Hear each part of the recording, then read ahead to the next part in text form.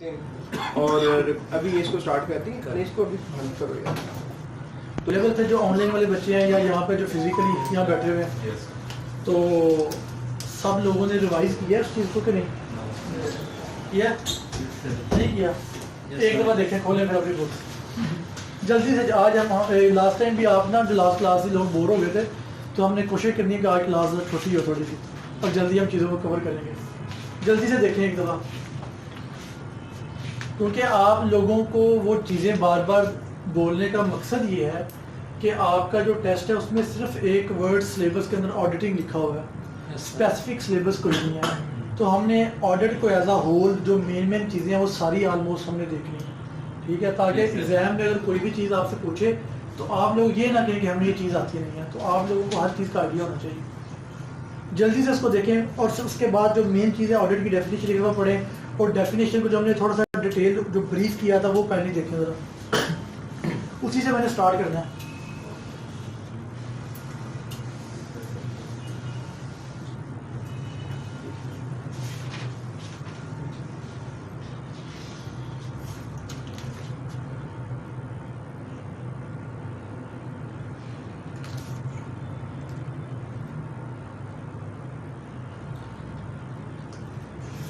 Audit की definition आप लोगों ने लिखी होगी, पढ़े।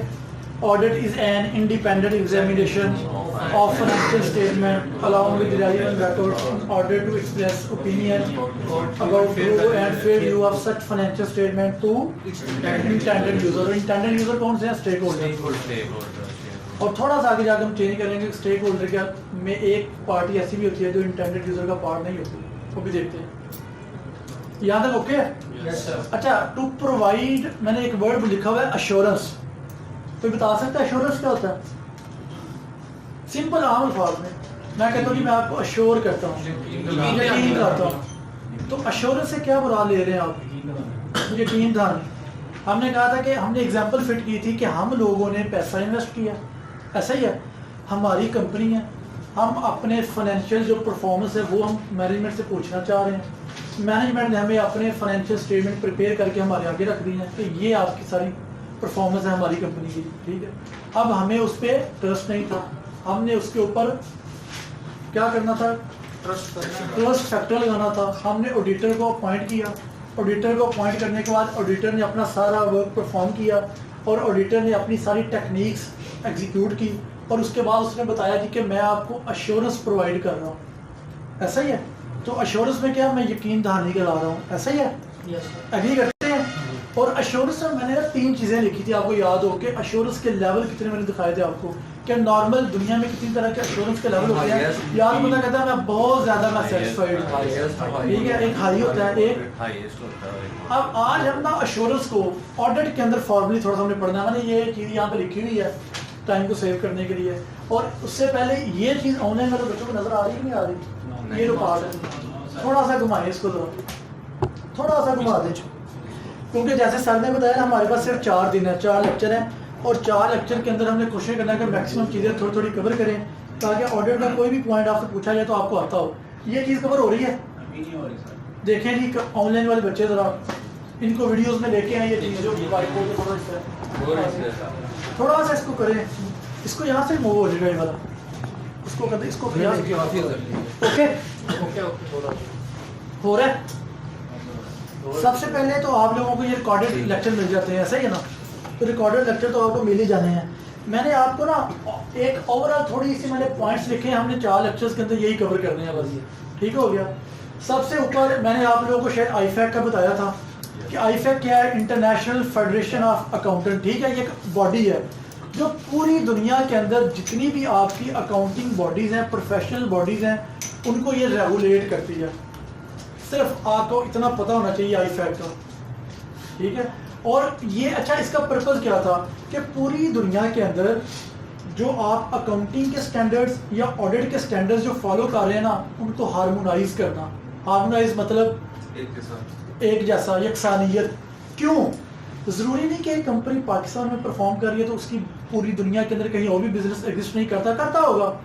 तो वहाँ के जो लोकल लॉज हैं और यहाँ के लोकल लॉज तो डिफरेंट हो सकते हैं, लेकिन उनका जो मेन इंटरनेशनल अकाउंटिंग स्टैंडर्ड जब आप एक फॉलो करेंगे तो आपकी पिक्चर यूजर के लिए ज़्यादा अंडरस्टैंडेबल होगी। इसलिए जो आईफैक की बॉडी है ना, इसका मेन ऑब्जेक्टिव ये है कि पूरी दुनिया में हार्मोनाइज स्टैंडर्ड लेके आना। ठीक हो गया। अच्छा, आईफैक जस्ट आपकी इंफॉर्मेशन भी बता रहा हूँ। आईफैक जो है इसका पूरा एक स्ट्रक्चर है। आईफैक के अंदर 4 बोर्ड काम करते हैं। कितने? 4 बोर्ड। उन बोर्ड के अंदर एक बोर्ड है IAASB, international auditing and assurance standard board. ये आपको पता होना चाहिए, international auditing and assurance standard board. ये जो बोर्ड है पूरी दुनिया के अंदर, अच्छा ये बोर्ड जैसे एक बोर्ड IASB है, इंटरनेशनल अकाउंटिंग स्टैंडर्ड बोर्ड, वो अकाउंटिंग के स्टैंडर्ड्स इशू करता है। आपको पता होगा IAS या IFRS उनको कहते हैं।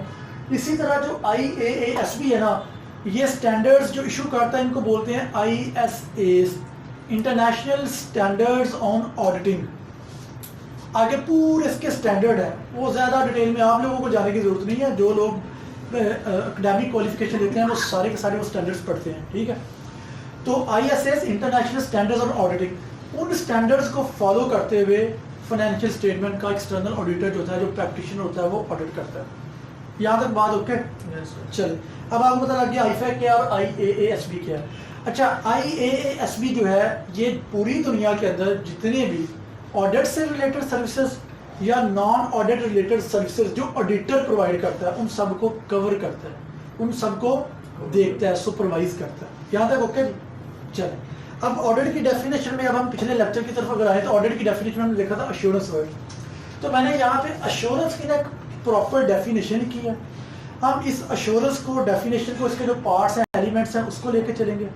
उसके बाद हम इन चीज़ों को हम जोड़ेंगे जो पिछला हमारा लेक्चर था उसके साथ, और जो आने वाले हमने फर्दर चीज़ें पढ़नी है उसके साथ। अच्छा, ये कहाँ तक कवर कर रहा है व्हाइट बोर्ड? सारा हो रहा है?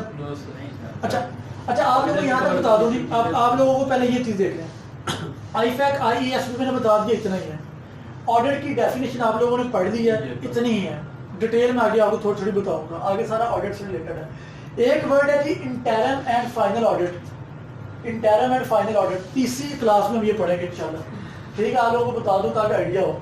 उसके बाद ऑडिट टेक्निक्स आप लोगों ने देख ली हैं, पढ़ ली हैं। जो हमने ऑडिट की डेफिनेशन हमने कवर की थी ना, उसके अंदर आप लोगों को याद हो inquiry.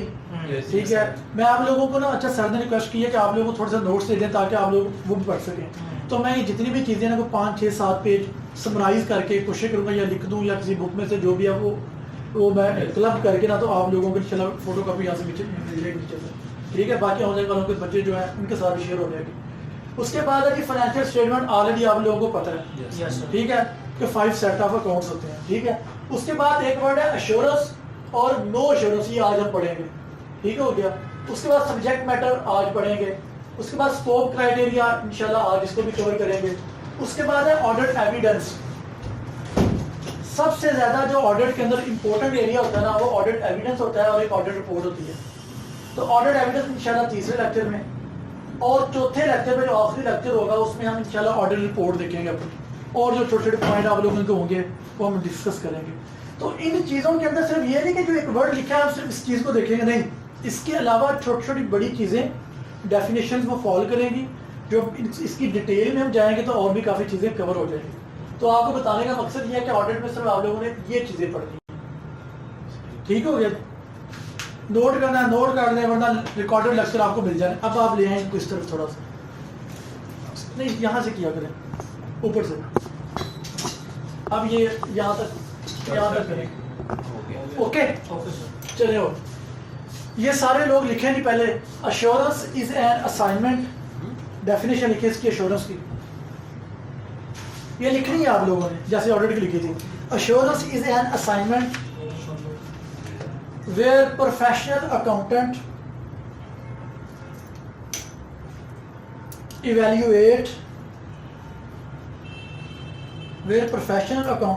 evaluate a subject matter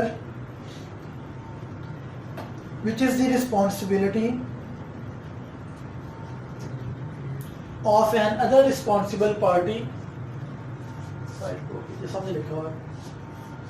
to provide assurance level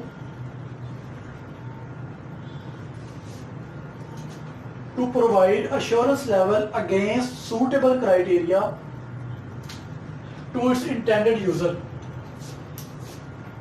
हम देखेंगे कि असाइनमेंट क्या होता है, ठीक है, इसको डिटेल ब्रेकअप तोड़ के हम देखेंगे कि जो प्रोफेशनल अकाउंटेंट है ये कौन बंदा है। कुछ चीज़ ऐसी भी होगी जो मैं आपको मे भी आपको लगे ज़्यादा है, लेकिन वो आपके प्रैक्टिकल नॉलेज के लिए, एक्सपीरियंस के लिए आपको पता होना चाहिए, ठीक है।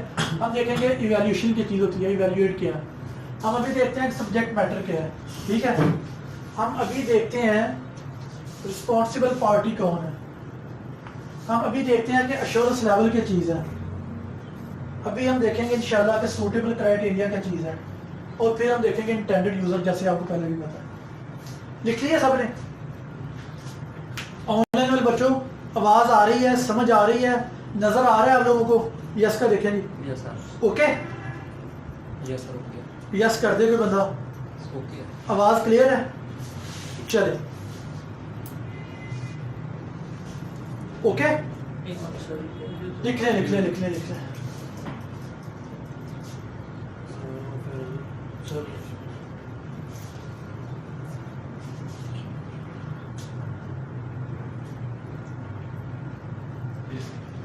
ओके जी।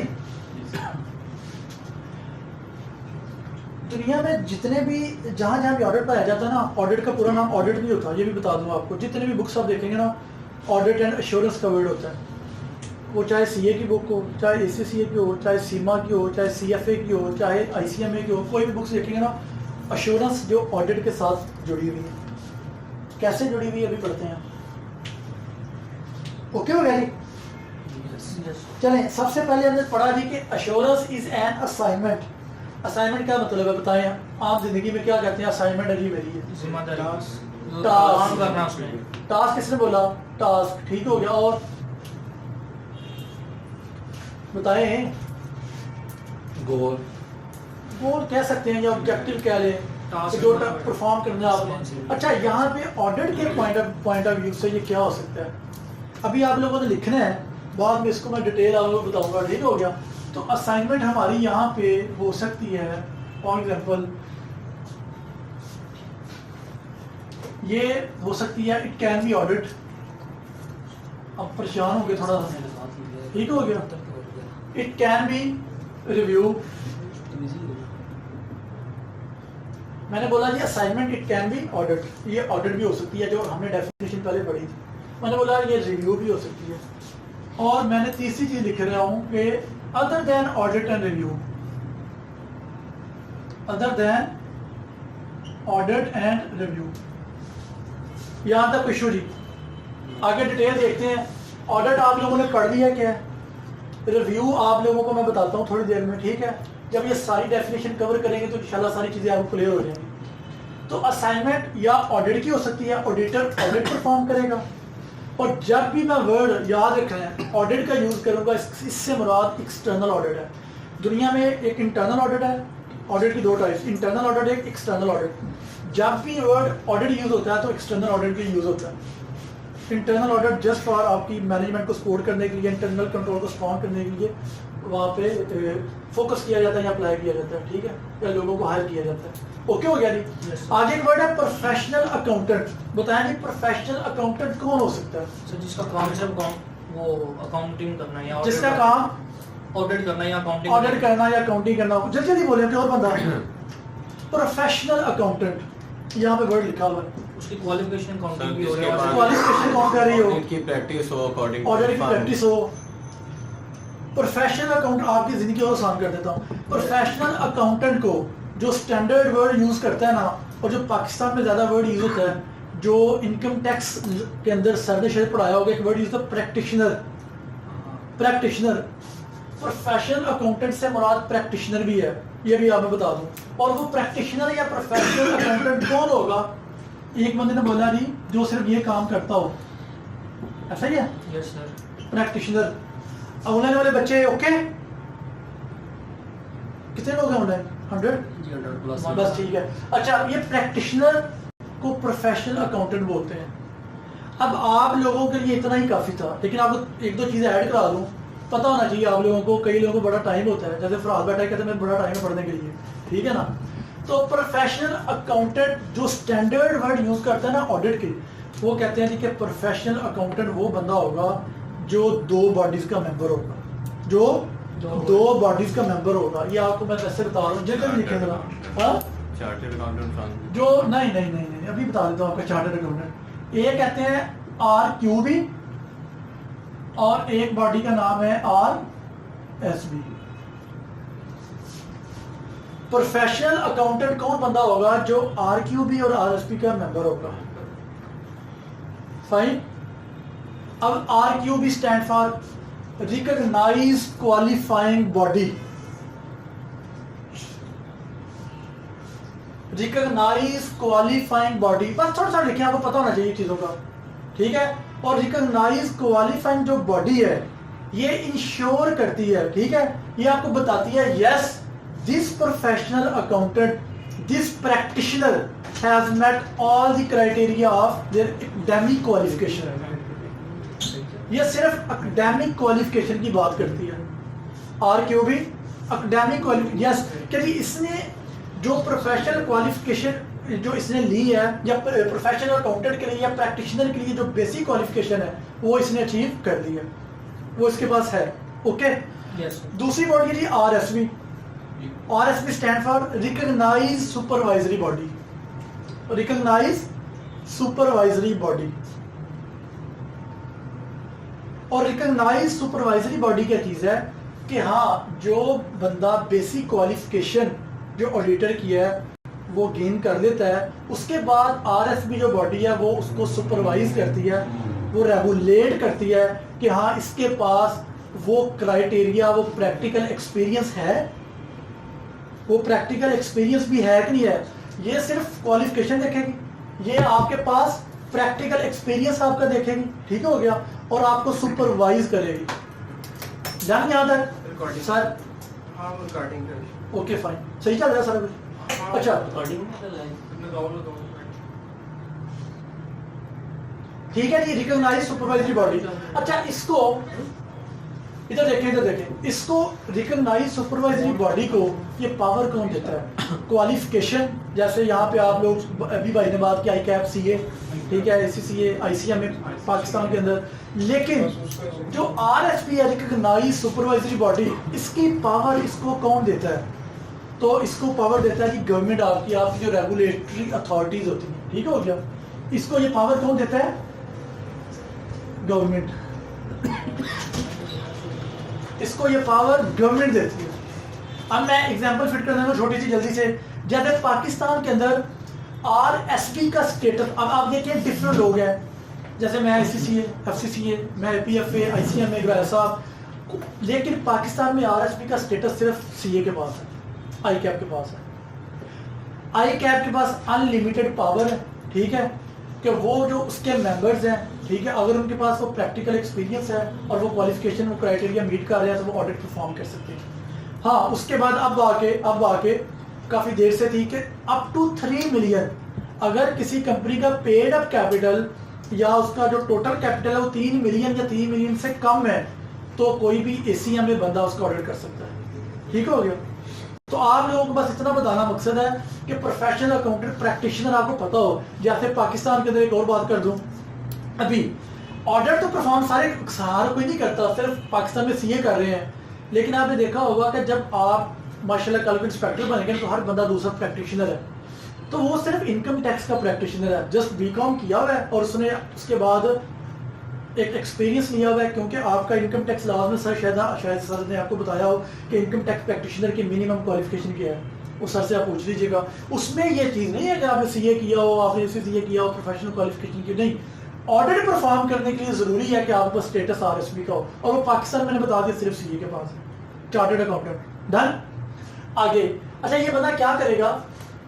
प्रोफेशनल अकाउंटेंट इवेल्युएट करेगा, सेम कल वाली बात मैंने वहां पे वर्ड यूज करा था, एग्जामिनेशन, यहाँ पे इवेल्युएशन, तो वही सेम टेक्निक्स हैं, मैं दोबारा लिख नहीं रहा, वही सेम इंक्वायरी, ठीक है, observation, reconfirmation, recalculation, analytical procedure, no biasness. ना ना ना ना ना, एग्जामिनेशन टेक्निक्स क्या क्या थी यार, क्या हो गया? पढ़ा करो ध्यान से, एग्जामिनेशन टेक्निक्स क्या थी, पढ़ी नहीं आप लोगों ने? आप लोगों ने लिखी नहीं? देखिए एग्जामिनेशन टेक्निक क्या क्या थी? Inspection observation, inquiry, confirmation, analytical procedure. वो ऑडिट की क्या थी? टेक्निक से यार, अभी तो मैंने ये बात की है। ऑडिट की टेक्निक्स कल आपको बताया, इसलिए कहा था आपको वो कम से कम डेफिनेशन के पार्ट्स आने चाहिए। तो सेम इवैल्यूएशन वही चीज है। तो ये प्रोफेशनल अकाउंटेंट भी क्या करेगा? इवैल्यूएट करेगा। ये दोनों चीजें आपस में मैं लिंक कर रहा हूँ, थोड़ी देर में देखिएगा ऑडिट और एश्योरेंस कैसे लिंक होती है, ठीक है।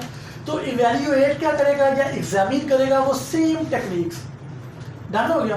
यहाँ पे देखे ना, वो स्पेसिफिकली ऑडिट की डेफिनेशन पड़ी थी। एश्योरेंस जो ऑडिट है ना, ऑडिट एश्योरेंस का एक पार्ट है, एश्योरेंस की एक असाइनमेंट है। जो ब्रॉडर एक टर्म है ना, वो एश्योरेंस है। एश्योरेंस मेन चीज है, उसके अंडर ऑडिट आ रहा है, उसके अंडर रिव्यू आ रहा है, उसके under other than audit review आ रहा है। आपको 5, 6, 7 असाइनमेंट है। प्रोस्पेक्टिव फाइनेंशियल इंफॉर्मेशन होती है, इंटरनल कंट्रोल के ऊपर होती है, आपकी कैश फ्लो फोरकास्ट के ऊपर होती है, इन्वायरमेंट के ऊपर होती है। तो वो सारी की सारी जितनी भी वो आप कह लें कि रिपोर्ट्स हैं, वो other than audit and review होती हैं, जो ऑडिटर परफॉर्म कर सकता है।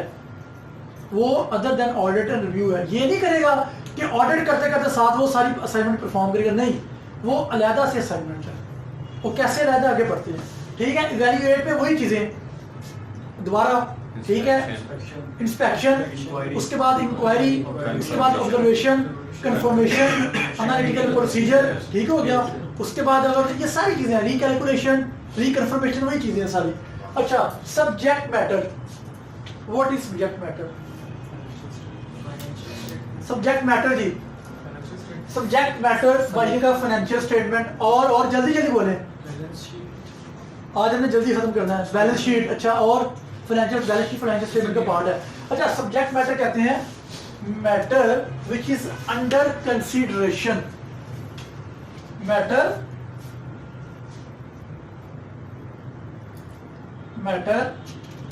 ये आपका थ्योरी का पार्ट है, लेकिन बड़ा मजे का, थोड़ा ध्यान से पढ़ेंगे, बड़ा आसान रहेगा। विच इज अंडर, जो चीजें इंशाल्लाह आपको बताएंगे ना, ये ऑडिट का लोग कहीं भी पढ़ेंगे इंशाल्लाह बड़ा फायदा होगा, और यही चीजें होंगी सारी। ये 2 डेफिनेशन पूरा ऑडिट है। तो matter which is under consideration. अब देखें, सब्जेक्ट मैटर मैंने अभी सारे बोले हैं आपके सामने। ऑडिट के अंदर क्या होगा जी? Subject matter historical annual financial statement. Historical word बार बार, जब भी ऑडिट परफॉर्म होगा हिस्टोरिकल डाटे का होगा। ऐसा नहीं होगा कि फ्यूचर में जो डाटा फोरकास्टिंग होनी है उसके ऊपर ऑडिट परफॉर्म नहीं होता। वो एक और सर्विस है, वो आगे पढ़ते हैं अभी। तो इसके अंदर सब्जेक्ट मैटर लिख ले बेशक। सब्जेक्ट मैटर के अंदर में अगर मैं ऑडिट की बात करूं तो उसके अंदर एनुअल हिस्टोरिकल फाइनेंशियल स्टेटमेंट, ये लिख ले। ऑडिट के अंदर एनुअल हिस्टोरिकल फाइनेंशियल स्टेटमेंट। अगर मैं बात करूं रिव्यू की, ऑडिट रिव्यू का थोड़ा सा आगे जाकर हम कंपैरिजन कोशिश करेंगे, कवर करेंगे इंशाल्लाह। तो रिव्यू के अंदर क्या है जी? रिव्यू के अंदर क्या है? Interim financial statement. जो मैंने इंटरम ऑडिट की बात की है, तो इंटरम हिस्टोरिकल फाइनेंशियल स्टेटमेंट किसके अंदर? रिव्यू के अंदर। और other than audit and review जो मैंने अभी सारी बोली है, कैश फ्लो फोरकास्ट हो सकता है, ठीक है, इन्वायरमेंट के ऊपर हो सकती है, प्रोस्पेक्टिव फाइनेंशियल इंफॉर्मेशन के ऊपर हो सकती है, पीएफआई जिसको बोलते हैं। तो ये सारी other than audit and review है। तो सब्जेक्ट मैटर कोई भी हो सकता है। मैक्सिमम क्या होंगे थोड़े से आगे जाकर देख लेते हैं हम, ठीक है जी। अच्छा, कहता है जी दोबारा से, एश्योरेंस क्या है? Assurance is an assignment. Assurance एक ऐसी असाइनमेंट है जहां पर प्रोफेशनल अकाउंटेंट जो एक प्रैक्टिशनर है वो क्या करता है? एग्जामिन करता है, इवैल्यूएट करता है। किसको? सब्जेक्ट मैटर को। अगर मैं यहाँ पे कह दूं कि हम एक ऑडिट करवा रहे हैं, तो मैं डेफिनेशन क्या हो जाएगी?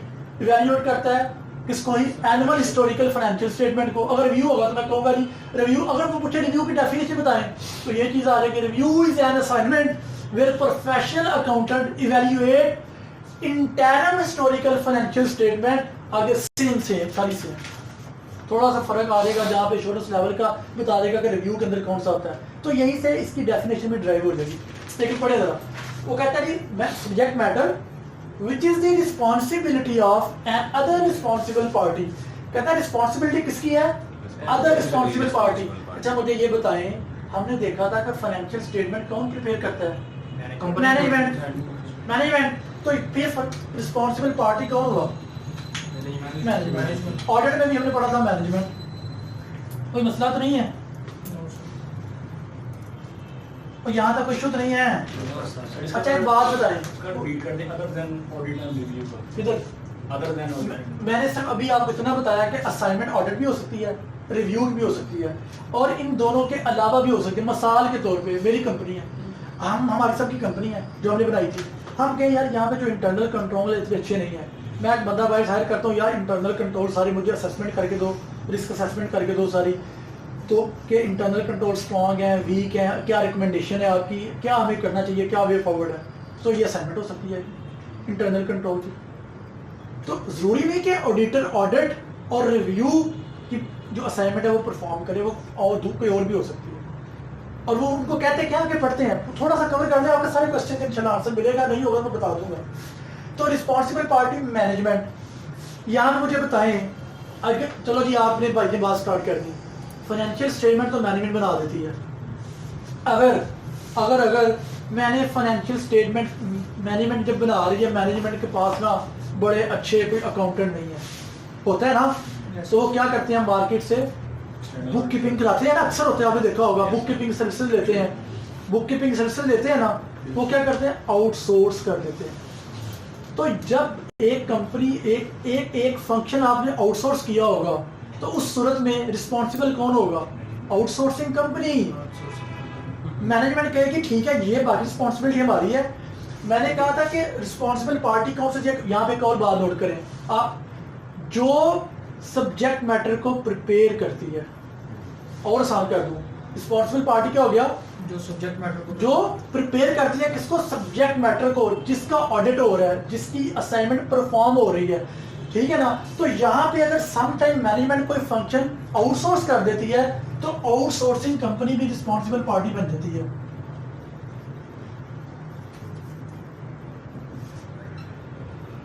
ये वही बच्चे ऑडिट पढ़ सके, एग्जाम कर क्लियर कर सकेंगे जो कंसेप्चुअल लेकर चलेंगे, क्योंकि रोटा कोई नहीं है, तो ध्यान कीजिएगा जरा वहाँ पे।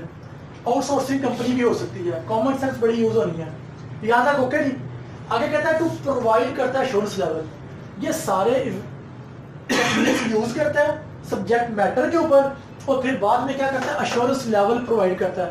ऑडिट की डेफिनेशन में एक वर्ड पढ़ा था एश्योरेंस प्रोवाइड करता है, यहाँ मैंने एश्योरेंस लेवल कह दिया। तो अभी देखते हैं एश्योरेंस लेवल, हमने दोबारा वही पढ़े थे, याद करें जल्दी। ये जरूर लिखिएगा, इसको आगे हमने डिटेल डिस्कस करना है। हाई मॉडरेट और एक होता था मॉडरेट था, यस लो जी मॉडरेट, मेरा ख्याल है ठीक लिखा गया मॉडरेट, ठीक है। ये आपको मैं बताता हूँ डिटेल में आगे फर्दर। कहते हैं against suitable criteria, the most important thing in this definition, suitable criteria. Suitable criteria क्या होगा? बताएं भाई, बताएं। स्कोप, फ्रेमवर्क, जिसके अंदर दायराकार, जिसके अंदर रहकर ऑडिटर ने अपना वर्क परफॉर्म करना है। एग्री करते हैं? वो सारे एग्री करते हो? यार परेशान क्यों हो गए सारे? नहीं समझ आ रही? थोड़ा सा आसान करके समराइज कर देंगे। अभी इसको थोड़ा करते हैं, अभी देखिएगा ये दो डेफिनेशन पढ़नी है, उसके बाद सारा आसान हो जाएगा इंशाल्लाह। चलो आप मेरे कहने पे ये चीजें लिखते हैं और जो मैं कह रहा हूँ ये पढ़ते हैं, अभी 2 मिनट बाद इंशाल्लाह सारा कवर हो जाता है। आप लोगों ने ऑडिट की डेफिनेशन नहीं पढ़ के आए होंगे, पक्की बात है, जिसने पढ़ी होगी ये पढ़ेगा इंशाल्लाह, अभी क्लियर हो जाता है। तो यहाँ पे सूटेबल, मैं डेफिनेशन के ऊपर तो जा ही नहीं रहा, कॉमन सेंस की चीजें पूछ रहा हूँ कि क्राइटेरिया किसको कहते हैं? जो स्कोप होता है, जो फ्रेमवर्क होता है, जिसके अंदर रह के जो बाउंड्रीज हैं आपने काम परफॉर्म करना होता है। तो भाई ऑडिटर का भी तो एक सूटेबल क्राइटेरिया होगा ना, उसकी लिमिट होगी, फ्रेमवर्क होगा, उससे बाहर नहीं जाना, उससे बाहर नहीं जाना। तो सूटेबल क्राइटेरिया सिर्फ आपको बताने के लिए कि स्कोप, आसान लफ्ज़ बता रहा हूँ, बाकी चीजें कुछ एक्स्ट्रा बताता हूँ, आपके हद तक इतना काफी है, लेकिन आपको पता होना चाहिए, एक दो चीज याद रह जाती है बोलते हुए। तो स्टैंडर्ड कहता है कि सूटेबल क्राइटेरिया के अंदर आपके इंटरनेशनल रेगुलेशन आ जाते हैं। क्यों? क्योंकि एक कंपनी का ऑडिट यहाँ पे भी हो रहा है, उसी कंपनी का ऑडिट दूसरे मुल्क में भी हो रहा है, तीसरे मुल्क में भी हो रहा है, तो इंटरनेशनल स्टैंडर्ड जो IAASB ने इशू किए होते हैं, उसके अकॉर्डिंगली ऑडिट परफॉर्म हो रहा होता है। आसान अल्फाज में जब आप ये रिकॉर्डिंग एक दो दफ़ा सुनेंगे और यहाँ पे क्लियर करेंगे, इंशाल्लाह सारा क्लियर हो जाएगा, परेशान नहीं होना। और यही 2 लेक्चर थोड़े से लग रहे हैं आपको टफ।